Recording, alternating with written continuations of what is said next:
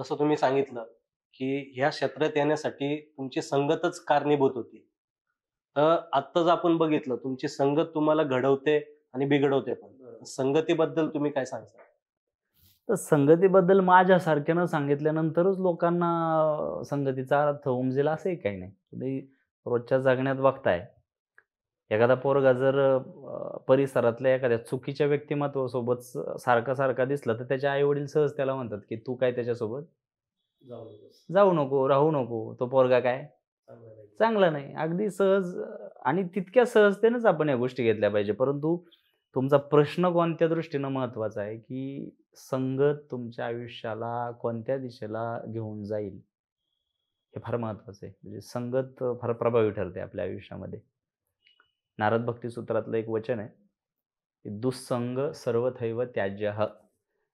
म्हणजे जो चुकीच्या संगतीचा भाग आहे, तो सगळ्या प्रकारे त्याज्य असावा, वर्ज्य असावा, असं नारद भक्ती सूत्रात वर्णन आलेलं आहे.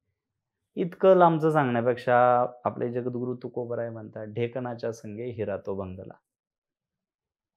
सगळ्यात कठीणातला कठीण धातू म्हणजे हिरा. हिरा ऐरणीवर जर ठेवला आणि घणानं घाव घातला, तरीसुद्धा हिरा भंग पावत नाही, तुटतच नाही. कठीणातला कठीण धातू म्हणजे हिरा. कठीणाची परिसीमा म्हणजे हिरा. इतका कठीण असणारा हिरा नुसता ढेकून त्याच्यावरून चालत जाऊ दे, 2 तुकडे होतात हिऱ्याचे. तुकोबारायांचं साहित्य विश्व फार समृद्ध आहे. तुकोबाराय म्हणतात, "ढेकणाच्या संगे हिरा तो भंगला." इतका कठीण धातू असणारा हिरा कोणाच्या संगतीमुळे भंग झाला? ढेकणाच्या. आपल्या आयुष्यातली ढेकणं तपासायला पाहिजेत. बऱ्याचदा आपल्याला सभोवताली आपापल्या आजूबाजूला वावरणाऱ्या माणसांची भूमिका स्पष्ट कळत नसते. संगत जेव्हा तुम्ही विषय काढला, तेव्हा सगळ्यात अगोदर या प्रश्नाचं उत्तर देताना मी एकच गोष्ट अधोरेखित करेल, की तुमच्या सभोवताली कोणकोणत्या प्रकारची माणसं वावरतात आणि रोज सहवासात असणाऱ्या माणसांची वैचारिक पातळी काय आहे, हे तुमच्या आयुष्यासाठी फार महत्त्वाचं ठरतं. कारण कळत-नकळत त्यांच्या मानसिकतेचा, सातत्यानं सहवासात असणाऱ्या लोकांच्या वैचारिक पातळीचा नकळत तुमच्यावर प्रभाव पडत असतो. तुम्ही तसे होत असता, ते तुम्हालाही कळत नाही. तुम्ही तसेच होत असता. हे लक्षात घेतलं पाहिजे. संगत आणि सांगण्यासारखं भरपूर आहे, पण ह्या प्रश्नाचा शेवट करत असताना मी एवढंच सांगेन, की स्वाती नक्षत्रातल्या पावसाचा जो थेंब असतो, तो जर शिंपल्यात पडला, त्याचा मोती तयार होतो. मोती होतो. हे काय वेल नोन उदाहरण आहे सगळ्यांसाठी. पण मला म्हणायचं आहे, की तोच पावसाचा थेंब जर गटारात पडला तर? वाया जाणार ना. वाया जाणार. मग आता आम्हाला नेमकं कुठं असणं गरजेचं आहे? त्या शिंपल्यात पडलेल्या थेंबाचा मोती होणं गरजेचं आहे का? आम्हाला कुठं असणं गरजेचं आहे? आम्हाला स्वतःला काय बनवणं गरजेचं आहे? हा अप्रोच फार मॅटर करतो. हा दृष्टिकोन फार महत्त्वाचा ठरतो. रस्त्याने चालताना तुम्हाला एखादा आंधळा दिसला, तर त्याला आंधळा का म्हटलं जातं? त्याला काय नाही, दृष्टी नाही. पण दृष्टी नसली तरी त्याला दृष्टिकोन फार मात्र कमालीचा असतो. तसं आपल्या डोळ्यांची नजर जरी थोडीफार कमी झाली तरी चालेल, पण ही दूरदृष्टी कमी होता कामा नये. मला जर तरुण पिढीनं त्यांचं प्रतिनिधित्व करण्याची संधी दिली असेल, तर तुमच्या प्रश्नाचं उत्तर देण्याच्या माध्यमातून मी एवढंच म्हणेल, की "ढेकणाच्या संगे हिरा तो भंगला" अशी अवस्था आपली होता कामा नये. आपण कोणाच्या सानिध्यात राहायचं आणि स्वतःला काय घडवायचं हे सर्वस्वी फक्त आणि फक्त आपल्या हातात आहे. संगत सांभाळायची. जसं तुम्ही आत्ता सांगितलं, की माणसाला घडवण्यात किंवा बिघडवण्यात त्याची संगत जबाबदार ठरते. बरोबर. तर माणसाची जी सामाजिक भूमिका आहे, त्याच्यावरती कौटुंबिक जबाबदारी किंवा कौटुंबिक वातावरण या गोष्टींचा काही प्रभाव पडतो का? काही प्रभाव पडतो म्हणण्यापेक्षा भरपूर मोठा प्रभाव पडतो. तुम्ही कोणत्याही क्षेत्राची निवड करत असताना किंवा तुमचं सामाजिक आयुष्य घडवत असताना फार तुमच्या आयुष्यातला जवळचा घटक म्हणून तुमचं कुटुंब त्या ठिकाणी भूमिका पार पाडत असतं. आणि हे मी सांगण्यापुरतं नाही, प्रत्येकाला अनुभव येतोच. तुम्ही बघा, समाजात विशिष्ट उंचीवर पोहोचलेली माणसंसुद्धा कधी-कधी फार खचलेली दिसतात, निराश दिसतात. त्याचं एकमेव कारण काय आहे तर गृहक्लेश. गृहक्लेश हा इतका माणसाला डिवचतो. हे तुमच्यासमोर कारण देण्याचं एकमेव या ठिकाणी माझा हेतू जर काय असेल, तर तुम्ही जो प्रश्न विचारला, कौटुंबिक वातावरण किती प्रभावी ठरतं किंवा किती त्या ठिकाणी त्याचा फरक पडतो, भरपूर फरक पडतो. आणि आताच्या युवा वर्गाला मी आपल्या या माध्यमातून एकच सांगेल, की कौटुंबिक वातावरणामध्ये वेगवेगळे मतप्रवाह असू शकतात. कुटुंबात मतभेद असू शकतात, एखाद्या गोष्टीवर वेगवेगळी मतांतरं असू शकतात. मग ह्या बाबतीत मी याचा निवाडा करत असताना माझ्या अभ्यासानं एकच म्हणेल, की कोणतीही परिस्थिती स्वीकारली की ती हाताळायला सोपी जाते. स्वीकारायला शिकलं पाहिजे. स्वीकारलं की सोपं जातं.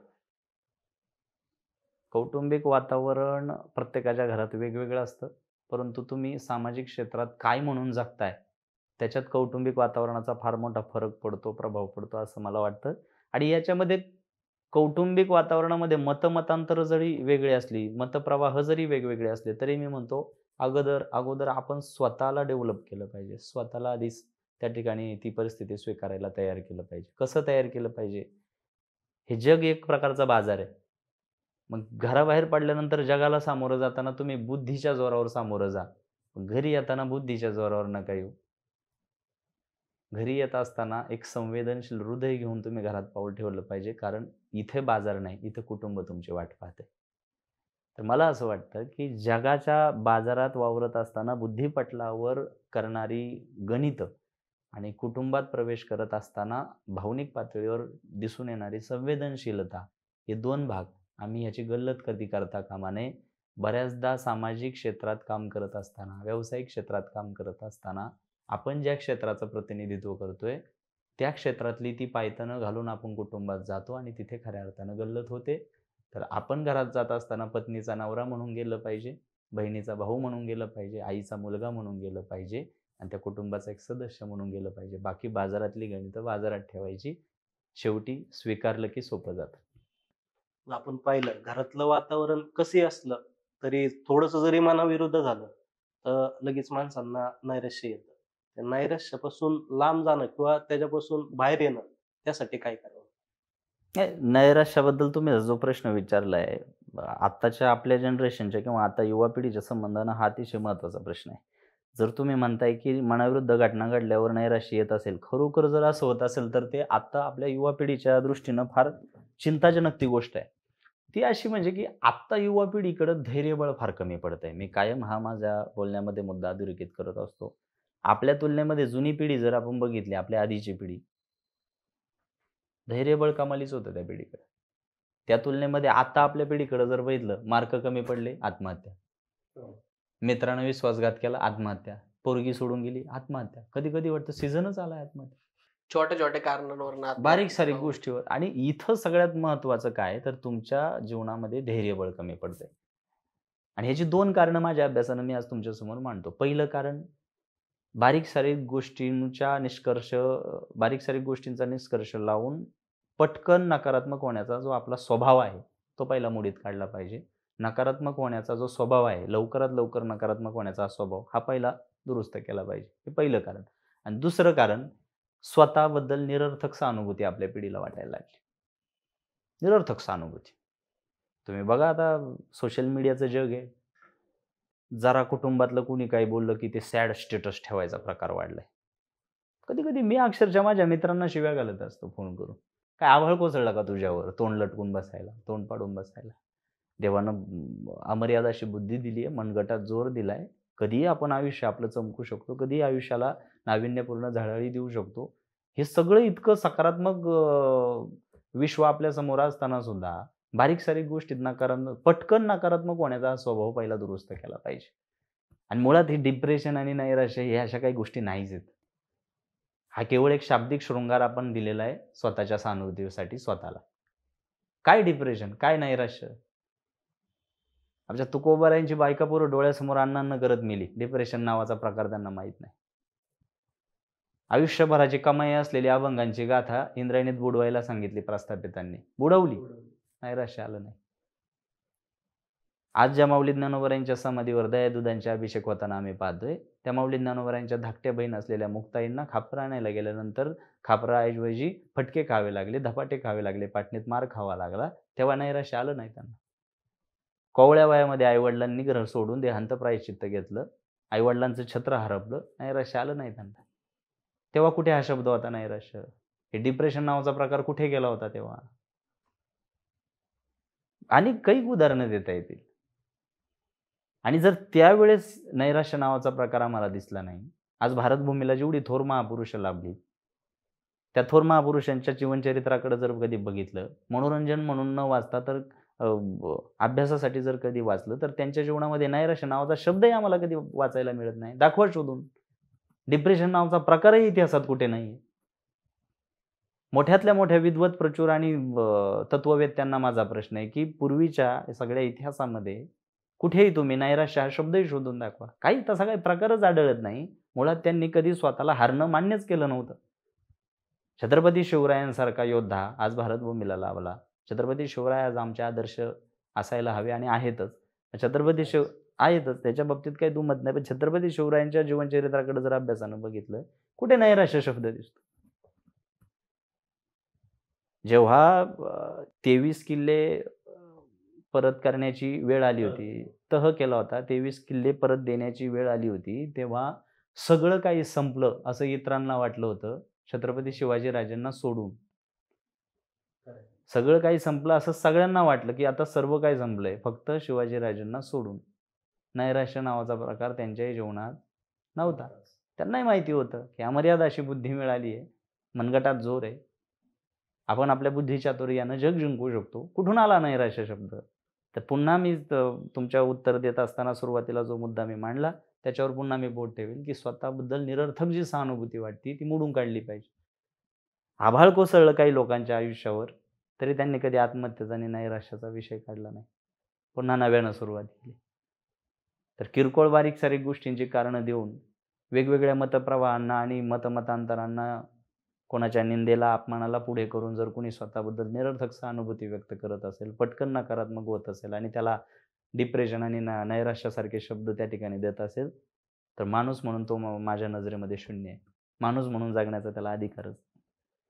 परमेश्वरानं मनुष्य निर्मिती करत असताना अमर्याद बुद्धी मनुष्याला दिलेली आहे. तुम्ही त्याच्या योजनेचा अपमान करू नका. त्याच्या कलाकृतीचा, सर्वोत्तम कलाकृतीचा तुम्ही धिक्कार करू नका. त्यानं मर्यादा तुमच्या बुद्धीला ठेवली नाही, तुम्ही का घालून देता मर्यादा? आणि म्हणून माझ्या श्रोत्यांना मी कायम एक गोष्ट सांगत असतो, की नैराश्य, डिप्रेशन मुळात हे शब्दच कुठून जन्माला आले मला कळत नाही. पूर्वीच्या थोर महापुरुषांच्या जीवनचरित्राकडे जर बघितलं, तर हे शब्दही कुठं वाचायला मिळत. आणि म्हणून तुमच्या प्रश्नाचं उत्तर देत असताना 2 जी मी कारणं सांगितली, लवकर नकारात्मक होण्याचा स्वभाव आणि दुसरं कारण स्वतःबद्दल निरर्थक सहानुभूती, या 2 गोष्टी दुरुस्त केल्या, नैराश्य हा शब्द तुम्हालाही ऐकू येणार नाही. थोडक्यात ज्यावेळेस आपण स्वतःपेक्षा जास्त महत्व दुसऱ्याला देतो, हो. जास्त अपेक्षा ठेवतो आणि त्या अपेक्षा कुठं भंग होतात, हो. तर अशा वेळी जी भावना येते, त्या भावनेला आपण कुठंतरी नैराश्य नाव देऊन मोकळं नाही, आता त्या भावनेला नैराश्य नाव द्यायचं की नाही द्यायचं हा भाग थोडासा चिंतनाचा, अभ्यासाचा ठरेल. पण ह्या प्रश्नाचं उत्तर देताना शेवटी मी एकच म्हणेल, की जिथे अपेक्षा आली तिथं अपेक्षाभंगाचं दुःख आलं. जिथे अपेक्षा आली तिथं अपेक्षाभंगाचं दुःख आलं. आसक्तीरहित आयुष्य ज्यावेळेस तुम्ही जगाल, त्यावेळेसच तुम्ही सुखी व्हाल. जिथं अपेक्षा आल्या तिथं अपेक्षाभंगाचं दुःख आलंच. समोरच्यानं असं वागावं अशी जेव्हा तुम्ही अपेक्षा ठेवतात, तो तसं नाही वागल्यानंतर अपेक्षाभंगाचं दुःख तुमच्या पदरी पडणारच आहे. आणि म्हणून अपेक्षाभंग झाल्यानंतर जर नैराश्य येईल असं तुम्ही तुमच्या मनाला सांगत असाल, तर तुम्ही चुकताय. मुळात नैराश्य हा असा काही प्रकार अस्तित्वात नाहीच. थोडक्यात नैराश्य म्हणजे जबाबदारीतून काढलेली पळवाट म्हणता येईल. हो. ही पळवाटच आहे ना. स्वतःबद्दल निरर्थक सहानुभूती दाखवणं आणि ह्या अशा पळवाटा परिस्थिती स्वीकारून उघड्या छातीनं परिस्थितीला सामोरं जाणं, याच्यासाठी सुद्धा धैर्य असावं लागतं, हिंमत असावी लागते. आणि त्याच धैर्यानं आणि त्या हिमतीनंच परमेश्वरानं माणूस तयार केलेला आहे. मनुष्याची निर्मिती निसर्गानं केलेली. पण आम्ही त्याला मर्यादा आणि चाकोरीबद्ध आयुष्यात बांधून घेण्यात स्वतःची धन्यता मानतोय. जगद्गुरु तुकोबारायांच्या जीवनचरित्राकडे बघा. धाडसानं उघड्या छातीनं परिस्थितीवर धावून गेलेले तुकोबाराय. परिस्थितीला छातीवर घेऊन नाचणारे तुकोबाराय. काय शिकलो आम्ही आमच्या संतांकडून आणि थोर महापुरुषांकडून? नव्हे तुका म्हणे दिसतो मी तैसा, पुसणे ते पुसा पांडुरंगा. मी दिसतो तसा नाही, असं आव्हानानं तुकोबाराय परिस्थितीला सामोरं गेले. हे आम्ही शिकलं पाहिजे. अणु रेणू या थोकडा तुका आकाशा एवढा, हा अभिनिवेश त्यांचा लक्षात घ्या ना. शिकलं पाहिजे. आणि मला वाटतं छत्रपती शिवरायांचं आपण जे काही वेळापूर्वी जे उदाहरण दिलं, छत्रपती शिवरायांचा सर्वात जास्त काळ कोणत्या महापुरुषांच्या सानिध्यात गेला असेल तर तो तुकोबारायांच्या सानिध्यात गेलाय. परिणामी उत्तुंग व्यक्तिमत्व तयार झालं. नैराश्य ही पळवाट हे तुमचं शब्द मात्र खरं आहे. आज समाजामध्ये स्वयंघोषित इन्फ्लुएन्सर आणि तथाकथित प्रबोधक खूप झाले. त्यांनी एक गोष्ट लक्षात घेतली पाहिजे. माऊली ज्ञानोबरायांनी सुद्धा ज्ञानेश्वरीत सांगितलं की वक्ता तो वक्ता नो हे श्रोते निवीन, श्रोत्यांशिवाय वक्त्याला वक्तेपणा नाही. या धावत्या जगामध्ये कुणालाही तुमची भरळ ऐकायला वेळ नाहीये की तुम्ही कोणताही मुद्दा समोरच्यांना तुमच्या श्रोत्यांना सांगत असताना त्यांच्या वेळेचा आदर केला पाहिजे. आणि म्हणून धर्म कोणी कोणी स्वीकारला यापेक्षा धर्मानं कोण कोण स्वीकारलेत हे फार महत्त्वाचं. बाकी धर्म जोपासण्यासाठी छत्रपती संभाजीराजेंनी जशी जीवाची आहुती दिली, बलिदान दिलं, अनेक महापुरुषांनी जीवन त्याग केला, कृतिशील नेतृत्व धर्मानं स्वीकारलेत असं मला वाटतं. आमच्या अध्यात्मातही तोच प्रकार बघायला मिळतो की कृतिशील भक्ती कमी. आमची माळ मोठी, आमचा गंध मोठा, आमची शेंडी मोठी. आता शेंडी आपण राखणं वेगळं आणि शेंडी दुसऱ्याला लावणं वेगळं. कृतिशील भक्ती फार कमी पडते. डिजिटल भक्ती म्हणूनच मी तो शब्द त्या ठिकाणी वापरला. परंतु माझ्या नजरेसमोर एकच भाबडा प्रश्न उभा राहतो की वैष्णोदेवीला जात असताना, केदारनाथ करत असताना काही जण असे आहेत की त्यांना आपल्या गावातल्या मंदिरात आपण शेवटचं कधी गेलो होतो हे विचारलं तर सांगता येणार नाही, आठवणारही नाही. तिथे फोटो काढून पटकन फेसबुकला अपलोड करण्याऐवजी आम्ही दर्शन घेण्याचा सोर्स जास्त आमचा दिसला असता, तिथे कृतिशील भक्ती दिसली असती. की धर्माला कोणी कोणी स्वीकारलं हे महत्त्वाचं नाही, धर्माने कोणाकोणाला स्वीकारलं तर धर्माने कृतिशील नेतृत्व स्वीकारलेत